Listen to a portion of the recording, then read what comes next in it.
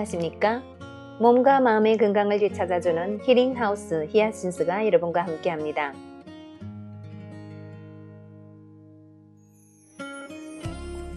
참 매일마다 아름다운 이야기들을 접하게 되는데요. 우리 힐링방의 청취자분 가운데 어떤 분이 저한테 메시지가 왔어요. 어머님이 지금 간암을 앓고 계신다고 합니다. 아직 어머님은 본인이 병세를 잘 모르고 계시고 안타까운 마음에 절어 있는 이 딸은 이 힐링방에서 매일 열심히 듣고 공부를 해서 꼭 이 책을 선물로 받겠다고 합니다. 그래서 어머님이 하루라도 빨리 건강을 되찾으시기 바라는 마음에서 이 책을 꼭 선물하고 싶다고 합니다. 참 갸륵한 마음을 읽고 저도 많이 감동을 받고 있습니다. 꼭 행운이 당첨자가 되어 이 책을 타가시기 바라겠습니다. 그리고 저희도 어머님이 쾌유를 빌어 많이 기도하겠습니다. 11월 선정도서는 김세현 선생님의 5%는 의사가 고치고 95%는 내 몸이 고친다 입니다. 오늘 나누게 되는 내용은 약이 어원은 독이다 입니다. 고대 그리스에서는 약이라는 단어와 독이라는 단어가 같은 의미로 쓰였다. 파르마코는 독이면서 해독제이고 병인 동시에 치료제라는 다양한 의미가 포함된 단어였다.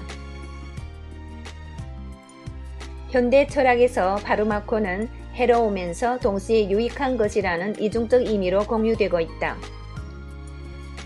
약국을 드럭스토어라고 하지만 파르마시라고도 하는데 바로 파르마시가 파르마콘에서 파생된 단어다. 아이가 열이 나서 병원에 가면 의사는 해열제를 처방해준다.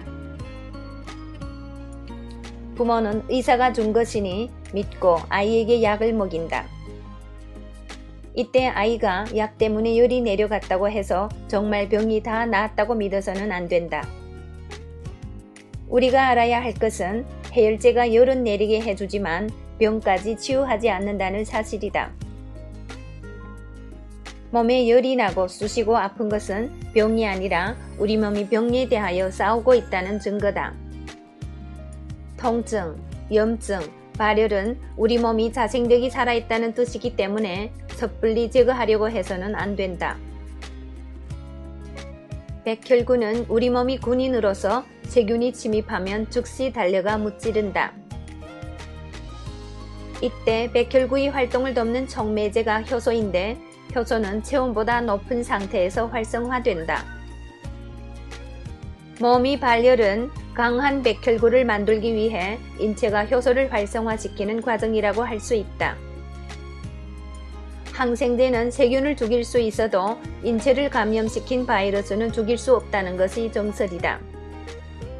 항생제는 박테리아의 세포벽을 공격하는데 바이러스는 세포벽 자체를 갖고 있지 않기 때문에 일률적인 항생제로는 죽일 수가 없다. 바이러스처럼 백약이 무효하고 변종이 다양한 개체는 면역력을 통해 이겨내야 한다. 면역력을 갖추는 가장 확실한 방법이 혈액 정화를 통한 대사 기능이 활성화다. 신이 우리를 창조할 때는 하나의 우주로서 창조했다.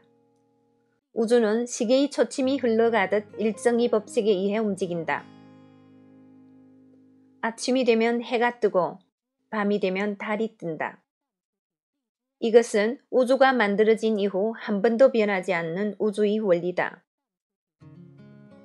우주가 순환 운동을 하듯 우리 몸 역시 항상성 운동을 하고 있다. 항상성이란 우리 몸이 정상을 향해 움직이는 현상을 말한다. 자연 치유력이라고 하면 이해가 빠를지도 모르겠다. 아이들 치아 교정을 할 때 보면 이가 예쁘게 된 후에도 한동안 고정 장치를 하고 있어야 한다. 이는 치아가 원래의 자리를 찾아가기 위해 저절로 움직이는 것을 막기 위해서다. 이처럼 우리 몸은 원래의 자리를 알고 있어 그곳으로 향해 간다. 우리가 세상에 태어났다는 것은 신으로부터 건강보증서를 받았다는 의미이다. 사는 동안 우리 몸은 정상적인 몸을 위해 나아가지 결코 비정상적인 몸을 지향하지 않는다. 병균을 무찌르느라 한창 열을 올리고 있는 몸에 대고 독을 주입한다고 생각해보자. 이는 몸을 돕는 것이 아니라 몸이 항상성을 죽이는 결과를 초래한다. 우리 몸은 병과 싸우기 위해 효소를 사용하는 한편 외부에서 들어온 독을 배출하기 위해 또다시 효소를 소비해야 한다. 이중으로 효소를 낭비하는 결과를 부르는 것이다. 동물은 몸이 아프면 아무것도 먹지 않고 가만히 누워서 앓는다. 말 못하는 동물일지라도 자기 몸이 낫는 법은 알고 있기 때문이다. 우리는 우리 몸을 믿어야 한다. 가장 좋은 의사는 우리 몸이다. 몸이 아파 입맛이 떨어지는 것은 몸이 죽으려고 기를 쓰는 게 아니라 소화에 쓰일 효소를 아껴 병 치유에 투입하고자 합니다. 방어 능력이 일환인 것이다.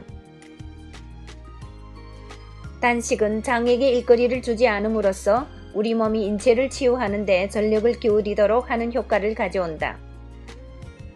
몸에 열이 날 때는 아무것도 먹지 않고 열이 다 빠져나갈 때까지 휴식을 취하는 것이 가장 좋은 치유법이다.